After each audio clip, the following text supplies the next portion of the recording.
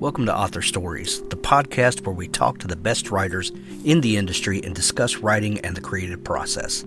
Whether you're a writer, a reader, or both, we hope you'll find something here that makes you love books and the writers that create them. You can find archives of all of the great conversations I've had with authors over the years at hankgarner.com. Take some time and browse around there. I'm sure you'll find a new author to love, find inspiration for your own creative life, and find a new story to get lost in. Let's thank some sponsors who make the show possible. No Good Deed, Book 1 of the Mark Taylor Psychological Thriller series by M.P. MacDonald, is free on Amazon.com. Seeing the future comes at a price. What price would you be willing to pay to save thousands of lives? Mark Taylor knows his actions scream guilty, but he was only trying to stop the horrible terrorist attack. Instead of a thank you, the government labels him an enemy combatant and throws him in the brig with no rights, no trial, and no way to prove his innocence. He learns firsthand that the CIA can do anything they want to him, anything at all. Mark's just a regular guy, a photographer, who finds himself in an extraordinary situation when an antique camera he buys at a dusty Afghanistan bazaar produces photographs of future tragedies he's driven to prevent. His frantic warnings about September 11th are ignored, but put him in the government crosshairs when he learns what being labeled an enemy combatant really means. Download this intense and gripping thriller now, free on Amazon. No Good Deed, Book 1 of the Mark Taylor Psychological Thriller series by M.P. MacDonald. As the Crow Flies, Enter Haddon Wood, Book 1 by Risa Walker and Caleb Ansel. From Risa Walker, the award-winning author of the best-selling Kronos Files, and debut author Caleb Ansel, comes a chilling story of altered reality and psychological terror. Chase Ray sits perfectly still, his thumbs traveling across the screen of the broken computer tablet, stuck in the nexus between two worlds. Haddon Wood isn't real. It can't be. Another world, another reality, hovers just beyond his reach. He can see it sometimes. He can almost touch it. In that world, things are in balance. The dead stay dead and the creature feature remains safely on the screen. That world isn't a patchwork quilt of every scary book or movie he's seen. In that world, the nightmares generally end when you open your eyes and people don't glitch in and out of existence. Chase is determined to return to that world, although he's a bit worried that the only way out is through the noose that seems to lurk around every corner. He needs allies to get back home. But how do you choose your team when you can't tell who's real? As the Crow Flies, Enter Haddon Wood, Book 1 by Risa Walker and Caleb Ansel. Simon Says, the John Simon Thriller Book 1 by Brian Thomas Schmidt. Master Detective John Simon is a tough, streetwise 17-year veteran of the Kansas City Police Department with a healthy disdain for the encroachment of modern technology into his workplace. When his partner is kidnapped after a routine stakeout by thugs with seeming ties to connected, wealthy art dealer Benjamin Ashman, he's determined to find the truth. But the only witness is a humanoid android named Lucas George. Reluctantly, he takes Lucas along as he begins to investigate and soon finds himself depending more and more on the very technology he so distrusts. Meanwhile, Simon's precocious teenage daughter begins to teach Lucas how to sound more like a cop using dialogue from famous cop movies. If only he'd used them in the appropriate context. This exciting new mix of near-future science fiction and procedural thriller captures the gritty realism of Michael Connelly's Bosch, the humor and action of Lethal Weapon, and follows the classic science fiction tradition of Isaac Asimov's City of Steel. From the editor of the international best-selling phenomenon The Martian by Andy Weir, and the national best-selling author of tales including official entries in The X-Files, Predator, and the Joe Ledger thrillers, comes the action-packed first entry in an exciting new series. Be sure to pick up Simon Says by Brian Thomas Schmidt and get into this series on the ground floor. Well, thanks for joining me again for the Author Stories podcast, where I bring you the story behind the stories and the storytellers. Today I'm really excited to have Susan Goldberg on the show. She is the editorial director of National Geographic Partners and editor-in-chief of National Geographic magazine. Susan is with us today to talk about her brand new project and National Geographic's brand new project called Women, the National Geographic Image Collection. And what I was just telling Susan, what a stunning collection it is. For those of you that follow us on Instagram, saw pictures that we posted about a week ago or so of this massive book. It's such incredible work. Welcome to the show, Susan. Oh, thank you so much. Thanks for having me. Yeah, I'm excited to have you. Susan, we begin each show with the same question, and that question is, what is your first memory of wanting to be a writer or storyteller? Oh, my goodness. Well, I always wanted to be a journalist. I don't know my first memory. One that really sticks with me, though, is when I was in 8th grade in a civics class, we had to write a paper on what we wanted to do. And my paper was called Opportunities in Journalism. And I spelled opportunities wrong, was beginning a long career of misspellings, but it really stuck with me, and I've never really wanted to do anything else. At what point did you realize that journalism was going to be your career path?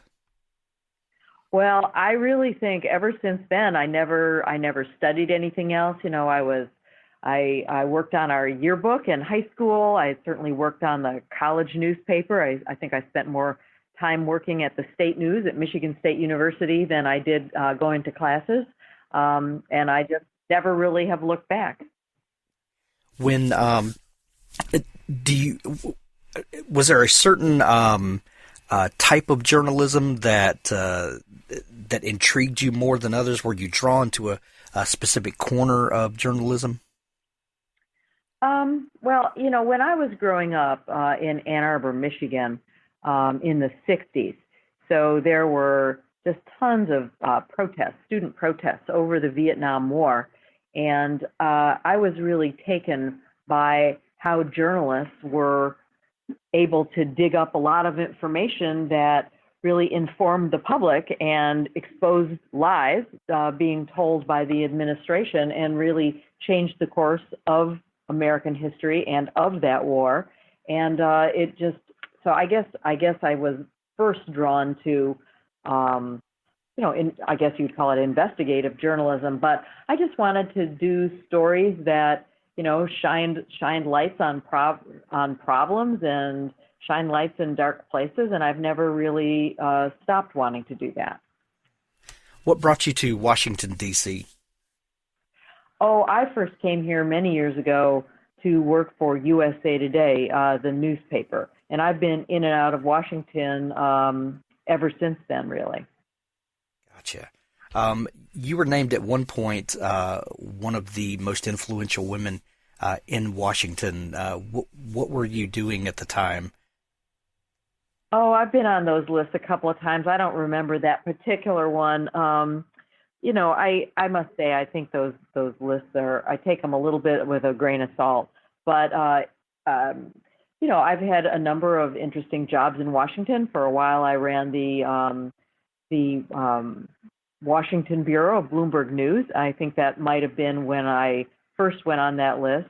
But I was just named to a list of, you know, sort of one of those most powerful women lists, and that's doing my job here at National Geographic. What brings you to National Geographic after covering, you know, working for Bloomberg and you know, kind of this global political stage in a lot of ways? What shifts your focus to National Geographic? Well, really, I've spent most of my career at local newspapers. I ran large newspapers like the Cleveland Plain Dealer and the San Jose Mercury News. So I really come out of a local journalism background. Well, I was at Bloomberg, and the phone rang, and it was a headhunter saying, "Are you interested in going to National Geographic? There's a job that might be a good fit for you." And of course, I immediately said yes, because I have always been a fan of National Geographic. I love the global reach. I love the stories that we can tell here about, you know, the environment, about natural history, about the human journey, about scientific innovation. these are the stories that we've told for 130 years at National Geographic, and all of those stories have a real urgency right now. Well, as a kid who grew up in the 70s and 80s, I remember that growing up before the internet, National Geographic was our window to the world. If you wanted to know, about strange lands and interesting people that you have never met or gotten to experience and maybe never would, the only way to do that was through the pages of National Geographic. Could you kind of tell us what National Geographic's mission is and what has kept you guys on this path moving forward for 130 years? Yeah, so since 1888, we have tried to take people all over the world and, make people into global citizens, satisfy people's curiosity, explain sort of the global village that we all live in. And that global village really is getting smaller and smaller, as I'm sure you've noticed. And what I like about National Geographic is we can do that whether we're talking to, readers and users of our information who are world travelers or people who, are sitting on their sofa at home. And the way we have done that traditionally is through strong and powerful visual storytelling. And I've always liked it that we show as much as we tell, or sometimes more than we tell. So showing people those images, drawing people into those stories through our visuals, I think makes us unique in the marketplace and gives a resonance and an emotional connection to our content that other people don't have. And of course, today, that's happening not just through printed materials, but for instance, on platforms like Instagram. We are the largest brand on Instagram. We have more than 125 million followers. And so it's not really a surprise that people would be, drawn to our photography on this platform and then hearing the authentic voices of our photographers talking about the pictures they've taken and what it felt like and smelled like and, sounded like when they were taking those images. And that's what really brings this this project, into the third dimension, if you will, when you open this book. And it's a massive book. I mean, it is just chock full and really, elegantly done. When you open the book and you flip through, these 450 photos, some of them are iconic. Some of them you immediately recognize. I've seen this photo, all of my life in different places. Some of them were things I'd never seen before, but all in that really unique National Geographic style of candid and there's more of a story behind this photo. And then indeed, for a lot of them in the book, you do give us the story behind the photo. What was the initial motivation or idea that brought this project to fruition in the first place? Oh, well, I'm glad you asked because it really was two things. The first is that we're on the cusp of the 100th anniversary of women getting the right to vote in the United States. So that anniversary happens in 2020. We got the vote in 1920. So there was that as kind of a peg. But in addition, we're in the midst of a global conversation going on around women's empowerment. And that conversation is happening certainly in the United States through Me Too and Time's Up and other conversations, but it's happening all over the world as women demand rights and get increasing rights all over the world. What can you walk us through what the from the idea that this is something that we want to highlight and do special coverage for this year? How does this book come out of that, and what other special media coverage are you doing for this momentous anniversary? Oh, sure. Well, it actually really did start with the book.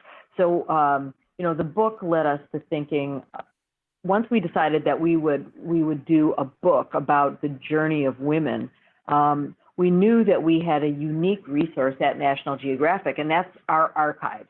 We have more than 64 million digital and print images in our archives. And really the hardest part of this project was narrowing that down to what are the 450 images that we're going to choose out of that 64 million that would really help tell the story of female empowerment and female progress all over the world. So it really did start with the book. But then we really looked at what we could do with a magazine, which could be more timely. And also, we could go all over the world telling reported stories about, the situation for women in, say, Rwanda or in India. We did some work with Georgetown University looking at the best and worst countries in which to be a woman. We looked at the hidden figures, the scientists who'd never gotten acknowledged, who were female. So we're able to do all of those kinds of stories in the magazine. Then, of course, digitally and on our social platforms such as Facebook and Instagram and Twitter, we've had much more content. We have a special exhibit in the National Geographic Museum here in Washington, D.C., and we also had a television show about women. So, we're very excited about the breadth of content that we've had to commemorate this really unique moment and very relevant moment in terms of the discussion going on about women around the globe. What are some of the criteria that you might have used to start sorting through, like you said, 64 or 5 million photos? How that has to be an insurmountable, or seemingly insurmountable task. Just the sheer number, volume. How do you start whittling that down? Well, I mean, thank goodness for computer search words, right? So Right. It starts really right there. But I think what we're looking for are images that feel iconic, that can really, tell a larger story. So we divided the book up, not just into a chronological timeline, but into chapters around emotions. So our chapters are joy, beauty, love, wisdom, strength, and hope, and then looked for photos that illustrated, those different concepts. So not only do we want to show, say, strength, but we want to show strength of women in photos that are 100 or more years old, right up through the present day. So, those kinds of criteria allowed us to start to narrow down that search. Now, in the book, in addition to the photos from out of our archive, I was so honored to interview 24 of, today's amazing powerhouse women. Everybody from Oprah Winfrey to Nancy Pelosi to Melinda Gates to Jane Goodall, and talk to them about the state of women generally around the world and what they think needed to change for there to be an equal playing field, but also about their own journeys. They shared with us their triumphs and their challenges. And so it was very moving talking with them as well. And you were the first female editor in chief of National Geographic. This had to feel especially special to you. Well, I do think that that's important, and perhaps that's why it struck me and some others that this would be a good project. But I really think that this project just makes sense because of the conversation that's going on around the world. I would like to think that a male editor also would have had this idea just as well, because it is so relevant and current. And we have such great resources at our disposal to be able to tell this story in an indelible way. You talked about the 24 interviews that you personally did for the extra content of this book, and with Miss Winfrey and Miss Pelosi and on and on. What did you learn from doing those interviews, and did your attitudes or your expectations for the book, did those shift or change at all in doing these interviews for the book? I don't know if my attitudes shifted or changed. What I really liked about the interviews is I thought that they were a great counterpoint to the historic photos, right? They pulled that book right up into the present. And I will tell you that in talking to these 24 amazing women, two themes really emerged very consistently. And these are a very diverse group of women, right? They are across the political spectrum. They have different jobs and careers. They're of different races, different religions, but the themes were consistent. And that is, the first, it's kind of sobering. It was how many of these remarkable women confided that they struggled so much with confidence issues. Oprah Winfrey talked about the disease to please, and Melinda Gates talked about, having trouble fitting in, and things like that. So that was sobering, the challenges that these women had overcome in terms of their own confidence. But the very inspiring message I got from all of these women is how confident that they feel that this generation of young women has every opportunity in the world to advocate for themselves, to stand up for themselves, to know their worth, to ask that, they get paid right, and to follow their dreams in their jobs. So that was very inspiring to me. These women that you interviewed, you had a list of, I believe it was 11 questions that you asked each of these women. Could you share a couple of those questions with us? And were you surprised at the breadth of answers that you got? Well, sure. The 11 questions ranged from, questions about their own journey. So what is your greatest strength, or what is your breakthrough moment, or tell us about the biggest hurdles that you had to overcome, to questions about the state of women in general, such as what's the most important challenge facing women today, and what advice would you give to young women? So we really tried, and what needed to change in the next 10 years for women to have an equal playing field. So we really wanted that personal story, but as well as their reflections about the state of women in general. Were you surprised by any of the answers that you got in your interviews? Oh, I was surprised by a lot of the answers. I mean, when you have one of the breakthrough scientists of the modern age, Jennifer Doudna, tell me that she wasn't sure at one point that she had, that she had the ability to be a high school chemistry teacher. That I was very surprised. When you really hear people talk about things like that, we've got these amazingly accomplished women, and they're talking, very frankly about some of the, things that they had to overcome in their own lives, and doing so in very candid and stark terms. So I was surprised in a good way that they were willing to be that transparent and that vulnerable.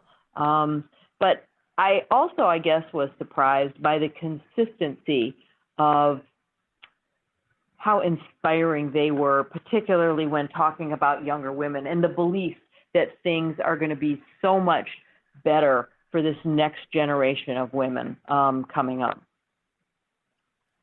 The book is not only singularly focused on women, but it's also entirely put together by women. Can you talk a little bit about that decision to have the book completely done by women, and also the magazine issue? All of the contributors are women.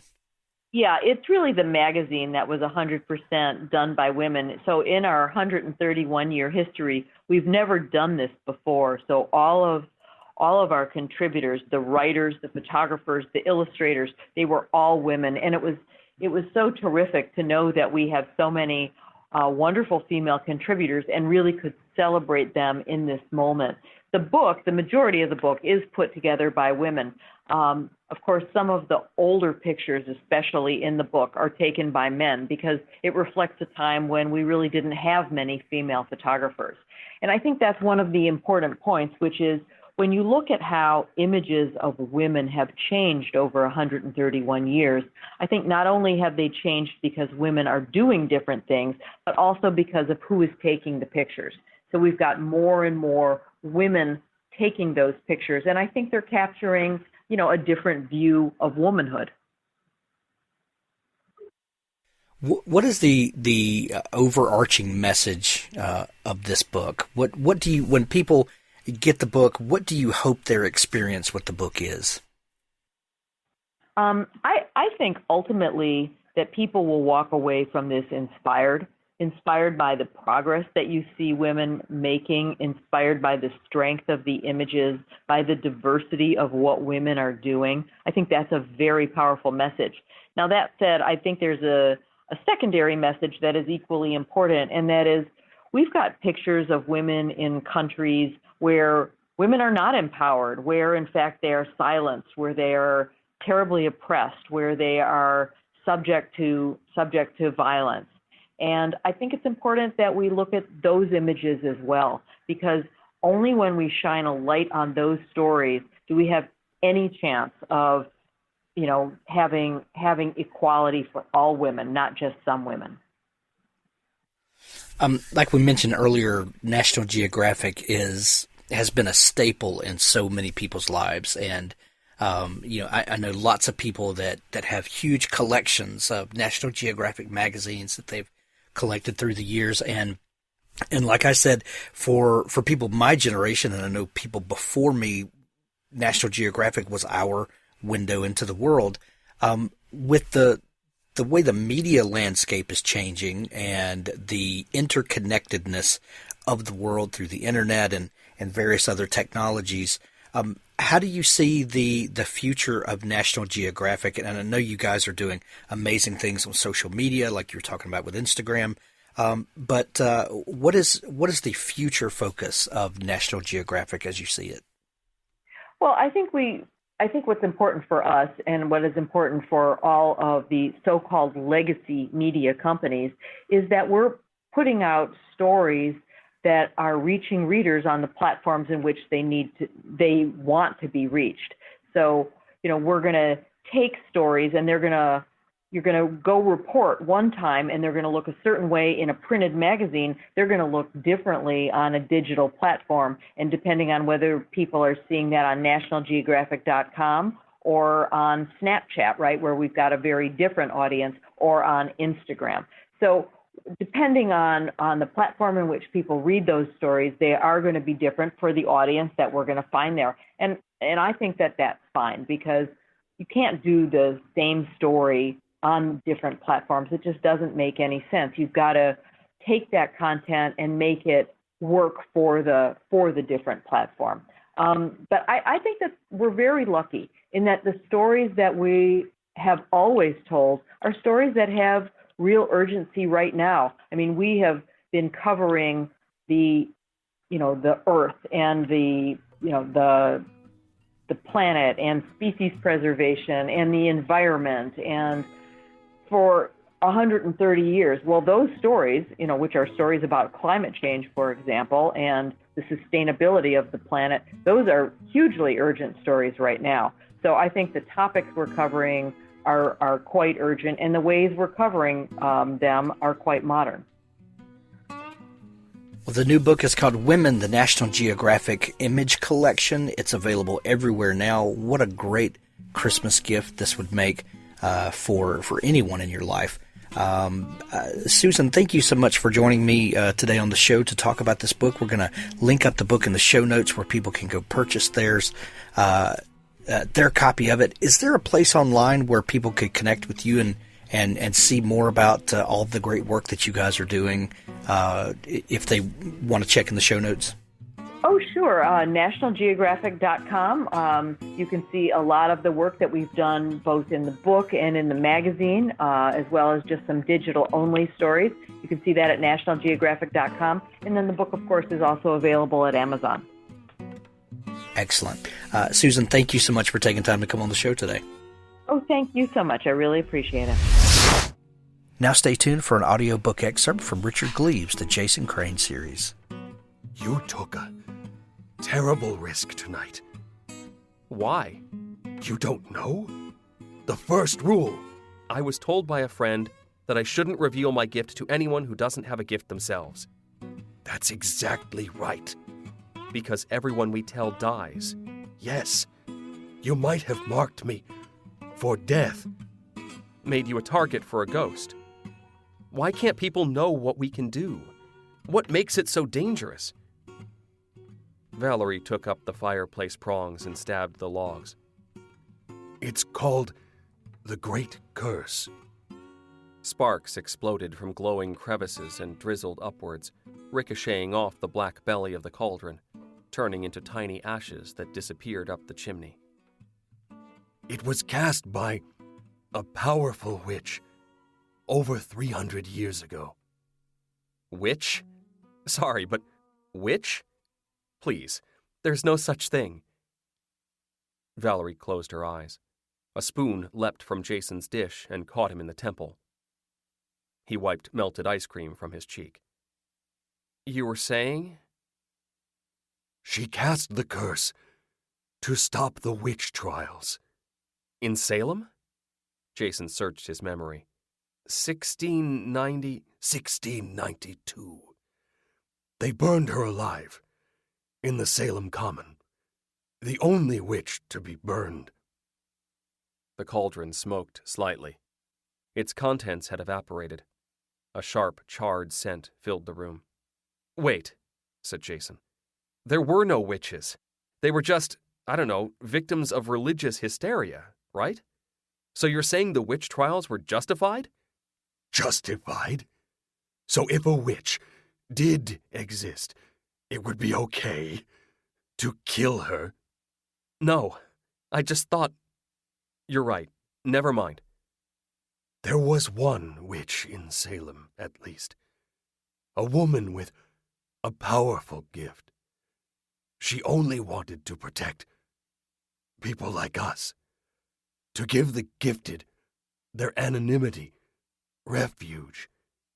She cast the great curse as she burned. She proclaimed that mortals who know a witch shall know death. And that is the great curse. And it's still in effect after all this time. Mortal, as in... Non-gifted. No mortal can know about you, about any authentic witch. Jason winced. Isn't there another word besides that? She shrugged. So no one can know what I am, what I can do, or else they become a target. Right.